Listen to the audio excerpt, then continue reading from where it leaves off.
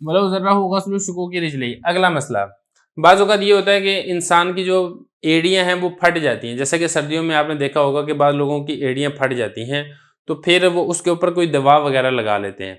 तो ऐसी सूरत में अगर आपकी एड़ियाँ फट गई हैं, आपने कोई दवाई लगाई है या एड़ियों से हट के जो अज़ाए मक़सूला हैं, उनके ऊपर आपने कोई दवाई लगाई है जिसकी वजह से जो पानी है वो अंदर तह तक, खाल तक नहीं पहुँच रहा है, तो कोई मसला नहीं है।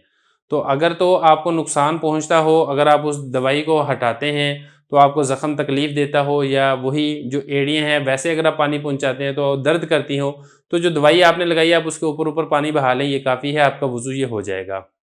ये फरमा रहे हैं कि अगर नुकसान देता हो धोना, जो पाँव है, पाँव की जो फटन है उसका धोना नुकसान देता हो, तो फिर क्या करें? तो जायज़ है पानी का बहा लेना उस दवा पर जो आपने उस ज़ख़म के अंदर रखी है, जो फटन के अंदर रखी है वो है। ये इसके अलावा आपके अज़ाए मक़सूला में कोई ज़ख़म हुआ है, आपने उसके ऊपर कोई चीज़ लपेटी, जैसे आप देखें ना सनी प्लास्ट होता है, बाज़ औक़ात कोई चीरा आ जाता है, उस चीरे के ऊपर सनी प्लास्ट लपेट लेते हैं। अब वो सनी प्लास्ट की वजह से पानी तो अंदर नहीं जाता, लेकिन वो चूँकि ज़ख़म के ऊपर है तो लिहाज़ा बस ऊपर-ऊपर से आप धो लें, आपका वज़ू ये बिल्कुल दुरुस्त है, वज़ू में कोई फ़र्क और असर नहीं पड़ेगा।